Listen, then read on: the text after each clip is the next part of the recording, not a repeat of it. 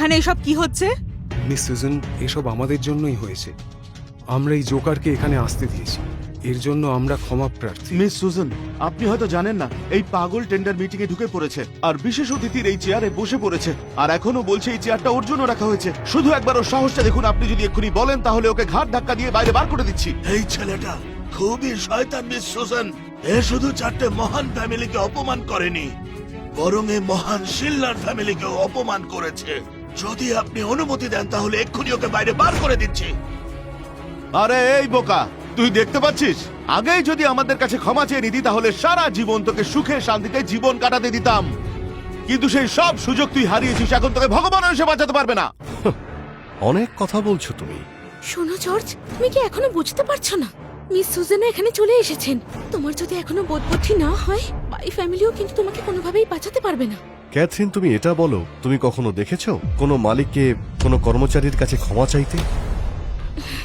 শোনো জর্জ, আমি এটা জানতে চাই যে তোমার মতো যার বোধবুদ্ধি কম, যার কোনো ক্ষমতাও নেই, যার কোনো মান সম্মান নেই, শুধুমাত্র নিজেকে বোকা প্রমাণ করার জন্য এখানে এত বড় বড় লোকের সামনে কি করে উপস্থিত থাকতে পারে? তো বড় বড় ফ্যামিলির লোকজনদের অসম্মান করার সাহস কি করে হয় তোমার? নিজের প্রতি কি একটু ভালোবাসা নেই? আমি তোমায় শেষবারের জন্য বলছি, নিজের ভুল মেনে নাও। হতে পারে তাতে তোমার জীবনটা বেঁচে যাবে। এই সমস্ত লোকগুলো যাদের কথা তুমি বলছো, আমি চাই সুজান বলুক যে আমি এখানে বসার যোগ্য কিনা, তাহলে আমিও আমার ভুল মেনে নেব। কিন্তু মিস সুজান কি আমার ক্ষমার যোগ্য? ওই শয়তান, তোর সাহস কি করে হয় মুখে ম্যাডামের নাম নেওয়ার? মিস সুজন, চিন্তা করবেন না, অনুমতি দিন। আমি এক্ষুনি এই অসভ্য ছেলেটার জিপ টেনে ছিঁড়ে ফেলবো। এবার তুই দেখ তোর কি অবস্থা করি আমি। ও বাহ, তুমি শুনলে সুজান? আমি এক্ষুনি তোমার নাম নিলাম আর ওরা আমাকে এই সমস্ত কথা বলছে।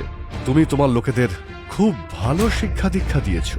চুপ করো জর্জ, এর আগেও তুমি অনেক অসভ্যতাম করেছো। আরে বোকা, মৃত্যু তোর সামনে দাঁড়িয়ে আছে আর তুই সাহস দেখাচ্ছিস? মিস সুজন, আমাকে অনুমতি দিন, আমি এই শয়তানটাকে নিজের হাতে একেবারে। বাজে কথা বন্ধ করো, এটা আপনি কি করছেন? বেরিয়ে যাও। বেরিয়ে যাও এখান থেকে। সুজেনের প্রচন্ড রাগ হয়ে গেছে। ওনার যখন রাগ হয়ে যায় তখন রক্ত বন্যা হয়।